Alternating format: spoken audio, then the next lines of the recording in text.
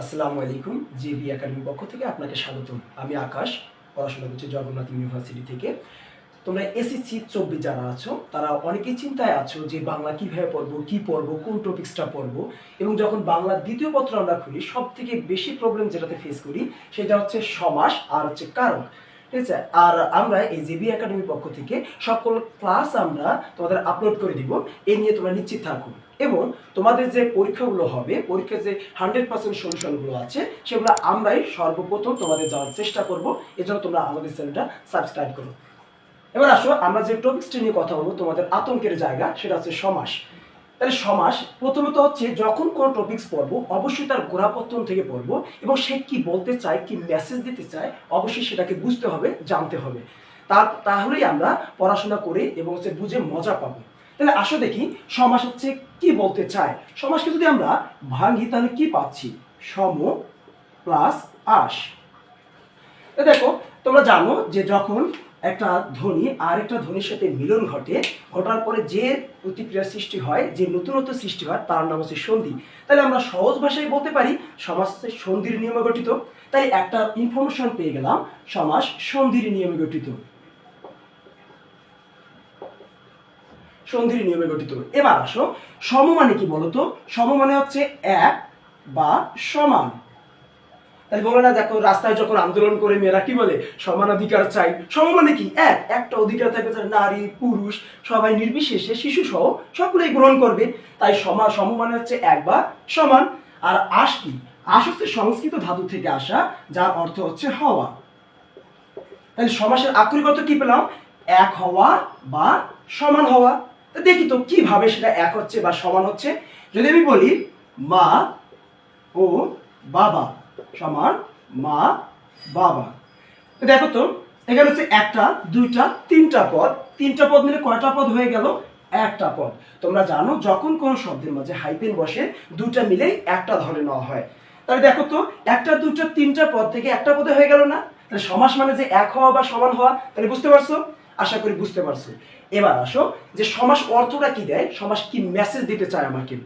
দেখো, আমরা যখন কথা বলি যে বাবা ও মায়ের সেবা করো, ঠিক আছে, আমরা কি বলি এভাবে যে সিংহ চিহ্নিত আসনে বসে পড়ো? না, আমরা বলি মা বাবার সেবা করো। তার মানে কি? সংক্ষেপ করে ফেলি। আমরা বলি কি যে সিংহ চিহ্নিত আসনে বসে পড়ো, এটা বলি না। আমরা বলি যে সিংহাসনে বসে পড়ো। কেন বলি? এটা হচ্ছে ভাষাকে শ্রুতিমধুর করার জন্য, ভাষাকে আরো সুন্দর করে তোলার জন্য। তাই সমাসের কাজ হচ্ছে কি? কোনো ভাষাকে সুন্দর করে গুছিয়ে বলার জন্য সমাসের প্রয়োজন। তাহলে আসি দেখি সমাস কি অর্থ দেয়। দেখো তো এখানে দেখেছি একটা, দুইটা, তিনটা পদ মিলে এক পদে পরিণত হয়ে গেছে। তাহলে কি আমরা বলতে পারি সমাস শব্দের অর্থ হচ্ছে এক পদীকরণ? তাহলে সমাসের একটা অর্থ পেয়ে গেলাম, এক পদীকরণ। এবার আসো, দেখো তো একটা, দুইটা, তিনটা পদের মিলন ঘটার পরেই তো একটা পদ হয়েছে। তাই আমরা কি বলতে পারি সমাস শব্দের অর্থ মিলন? তাহলে সমাসের আরেকটা অর্থ পেয়ে গেলাম, মিলন। এবার দেখো তো যে মা বাবা এখানে সংক্ষেপে বলা হয়েছে, মা ও বাবা এখানে বিস্তারিত বলা হয়েছে। তাহলে বিস্তারিত একটা জিনিসকে সংক্ষেপে প্রকাশ করতেছি। তাহলে এই দিক থেকে কি বলতে পারি সমাস শব্দের আরেকটা অর্থ হচ্ছে সংক্ষেপণ। তাহলে আসো, তাহলে আরেকটা অর্থ পেয়ে গেলাম, সংক্ষেপণ। তাহলে সমাসের আমরা তিনটা অর্থ পেয়ে গেলাম। একবার এক পদে পরিণত হচ্ছে তাই এক পদীকরণ, একবার মিলন ঘটতেছে তাই মিলন, একবার সংক্ষেপ হয়ে যাচ্ছে তাই সংক্ষেপণ। তাহলে আক্ষরিক অর্থ কি দাঁড়াচ্ছে? এক হওয়া বা। এবার এখান থেকে যে এমসিকিউ কোশ্চেন গুলো আসে যে পূর্ব পদ কোনটা, পর পদ কোনটা, সমস্ত পদ কোনটা, ব্যাস বাক্য কোনটা, বিগ্রহ বাক্য কোনটা, নানান প্রকারের কোশ্চেন আসে। আসো আমরা ছোট্ট একটা উদাহরণের মাধ্যমে একটু জেড ক্লিয়ার করে দেবো তোমাদেরকে আজকে। আচ্ছা দেখো তো একটা কোথায় হচ্ছে, সমানটা কোথায় হচ্ছে? এখানে এক হচ্ছে না, এখানে সমান হচ্ছে না, এখানেই মিলনটা করতেছে না। মনে রাখবা যখন কিছু পদ মিলে এক জায়গায় মিলন ঘটে, যেখানেই এক হবে সেই পদটার নাম হচ্ছে সমস্ত পদ। তাহলে কি? তাহলে এখানে সমস্ত পদের আরেকটা নাম দেখা যায় কোথাও কোথাও, তার নাম হচ্ছে সমাস নিষ্পন্ন পদ। তাহলে আমরা সহজ ভাষায় বলবো যেখানে এই সমাস ঘটে বা সমাস নিষ্পন্ন পদ বা সমাস সংগঠিত পদকে সমস্ত পদ বলে। তাই সমস্ত পদের ক্লিয়ার, ঝামেলা আর নাই। এবার দেখো যে সমস্ত পদকে ভেঙেই তো আমি এই বাক্যটা পাচ্ছি। এখানে হচ্ছে মা বাবা, এই বাক্যটাকে ভাঙলে, এই পদটাকে ভাঙলে আমরা কি পাই? মা ও বাবা পাই। তাহলে মনে রাখবা, সমস্ত পদকে ভেঙে যে বাক্য পাওয়া যায় তার নাম ব্যাস বাক্য। এখন অনেক জায়গায় লেখা আছে ব্যাস বাক্যের অপর নাম বিগ্রহ বাক্য। এখন ব্যাস বাক্যের অপর নাম বিগ্রহ বাক্য কেন? দেখো, মনে করো যে তুমি স্কুল থেকে বাসার দিকে আসতেছো, আসার সময় একটা কারের নিচে কসকসে 500 টাকার নোট দেখতে পেয়েছো, কি করবা? নিয়ে আলহামদুলিল্লাহ বলে রেখে দিবা, এটুকুই তো, ঠিক আছে? নিয়ে আলহামদুলিল্লাহ বলে রেখে দিচ্ছ। তা দেখো তো, তাহলে টাকাটা কি লুকাইতো ছিল না? টাকাটা ছিল লুকাইতো, তুমি সেটাকে বের করলা। মনে করো যে আমার পকেটে মনে করো যে এই ব্লুটুথটা আছে, তা ব্লুটুথটা কি এখানে লুকাইতো আছে না? যখনই বের করলাম, লুকায়িত কোনো কিছুকে বের করার নামই হচ্ছে বিগ্রহ। তাই দেখো তো, এই মা বাবাতে মা ও বাবা লুকায়িত ছিল না, সেটাকেই আমরা বের করে আনলাম না? তাই যেহেতু এটা একটা বাক্য, তাই এটার অপর নাম হচ্ছে বিগ্রহ বাক্য। আশা করি ব্যাস বাক্যর অপর নাম কেন বিগ্রহ বাক্য এটা নিয়ে চিন্তা করতে হবে না। এবার আসো, আমাদের সমাজের মোস্ট অফ দ্য টিচার যে ঝামেলাটা করে সেটা হচ্ছে কি, পূর্বে ব্যাস বাক্যে এসে পূর্বেরটাকে পূর্বপদ বলে, পরেরটাকে পরপদ বলে। কিন্তু আসলে না, এটা পুরোপুরি একটা ভুল কনসেপ্ট। পূর্বপদ পরপদ কখনোই ব্যাস বাক্যে থাকে না। তাহলে পূর্বপদ পরপদটা জিনিসটা কি? মনে রাখবা, এটা হচ্ছে সমস্ত পদ। সমস্ত পদের যে পূর্বের যে অংশটা থাকবে তার নাম হচ্ছে পূর্বপদ, আর পরের যে অংশটা থাকবে তার নাম হচ্ছে পরপদ। আচ্ছা, তোমরা এখন বলতে পারো যে ভাইয়া, যে এখানে তো মা পূর্বেই আছে, বাবা পরেই আছে, তাহলে ওই স্যারের কথা তো ঠিক আছে যে পূর্বেরটা পূর্বপদ, পরেরটা পরপদ। ওকে ফাইন, আসো আরেকটা উদাহরণ দেখো। যদি তোমাকে বলি যে দিন, দিন সমান হচ্ছে প্রতিদিন। আচ্ছা দেখো, ওই স্যারের কথা যদি সঠিক হইতো তাহলে পূর্বপদ কি হচ্ছে? দিন। পরপদ কি হচ্ছে? দিন। তাহলে এক পদেই দুই পদ হওয়ার পার্সেন্টেজ কত পার্সেন্ট আছে তোমরা বিবেচনা করো। এবার দ্বিতীয় কথা দেখো, এই সমাসটা হচ্ছে অবয়ভাব সমাস। তাহলে অবয়ভাব সমাসে স্পষ্ট বলা আছে যে সমাসের পূর্বপদ প্রধান পায় তাকে অবয়ভাব সমাস বলে।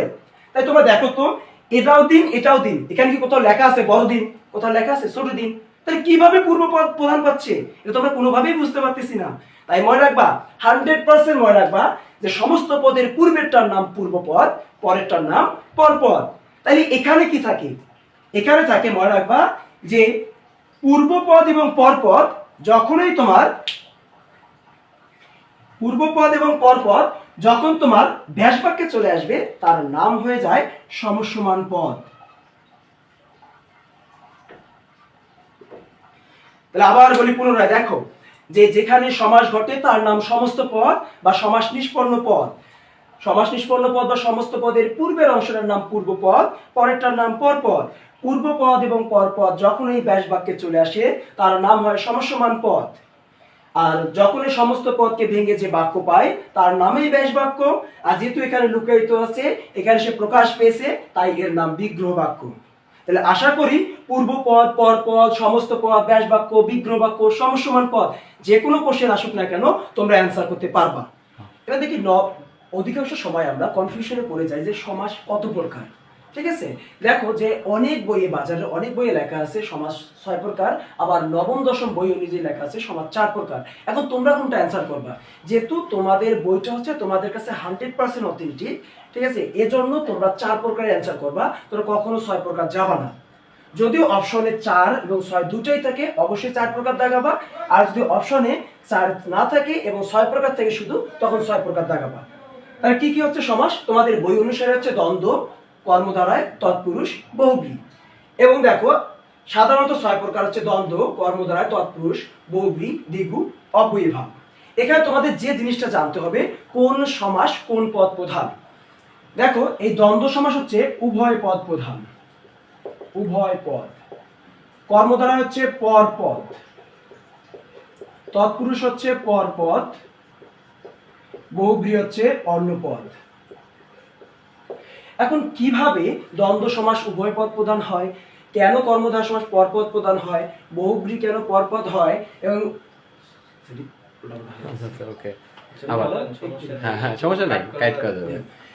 তাহলে কিভাবে দ্বন্দ্ব সমাস হচ্ছে উভয় পদ হচ্ছে, কিভাবে কর্মধারয় পরপদ, তৎপুরুষ পরপদ এবং বহুব্রী অন্যপদ হচ্ছে, এই জায়গাটা আমরা একটু বোঝার চেষ্টা করব। যদি আমি বলি যে মা, বাবা, মা ও বাবা, যদি আমি বলি সিংহাসন, সিংহাসন, তাহলে হচ্ছে সিংহ চিহ্নিত আসন। যদি আমি বলি বহুব্রীহি, তাহলে বহু ব্রীহি, ব্রী শব্দটা হচ্ছে ধান, আছে যার।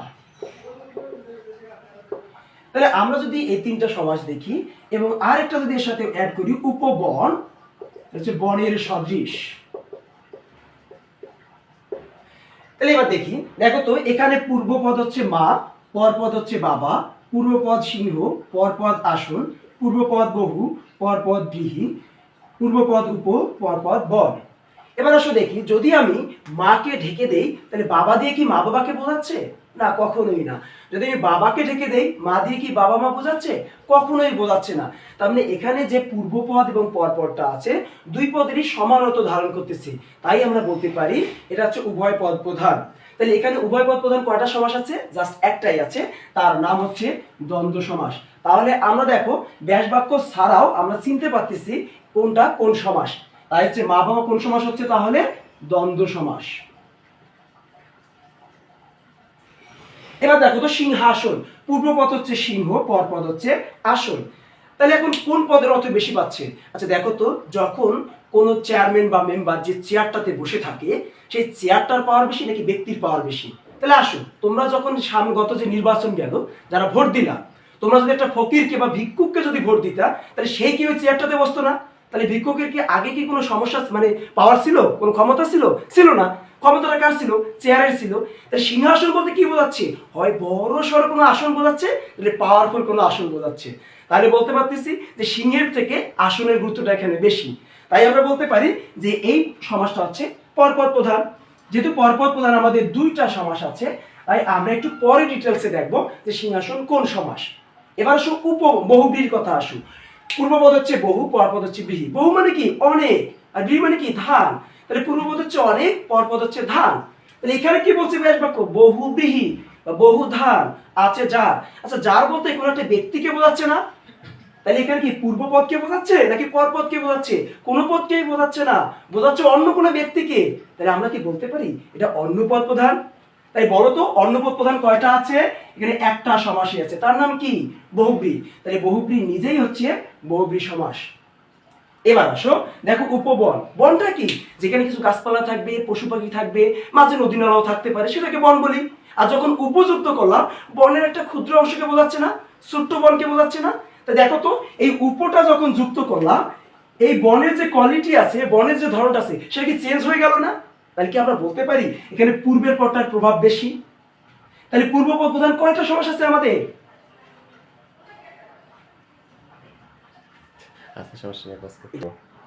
তাহলে আমরা দেখলাম যে এখানে যে তোমাদের তিন কোয়ালিটির পদ আছে, তাহলে হয়তো বুঝতে পেরেছো যে যেটার দুই পদের অর্থ প্রধান থাকবে তার নাম উভয় পদ, যেটা পরপদের অর্থ প্রধান থাকবে তার নাম পরপদ, যেটা কোনো পদেরই অর্থ প্রধান থাকবে না তার নাম অন্যপদ। আশা করি তোমার ব্যাপারটা ক্লিয়ার হয়েছে। তাহলে তোমরা বুঝতে পেরেছো যে সমাস কি মেসেজ দিতে চাচ্ছে, সমাস কি করতে চায়, ভাষা তার কার্যকারিতা কি, সমাসের বেসিকটা তোমরা সকলেই বুঝতে পেরেছো। নেক্সট ক্লাস দেখার আমন্ত্রণ রইল। যদি তারপরে কোনো কনফিউশন পেয়ে যাও তাহলে আমাদের কমেন্ট বক্সে অবশ্যই কমেন্ট করে জানাবা, আর না হলে ইনবক্স করবা। আমরা সর্বাত্মক চেষ্টা করব তোমাদের মেসেজের এবং কমেন্টে রিপ্লাই করার। ধন্যবাদ সবাইকে।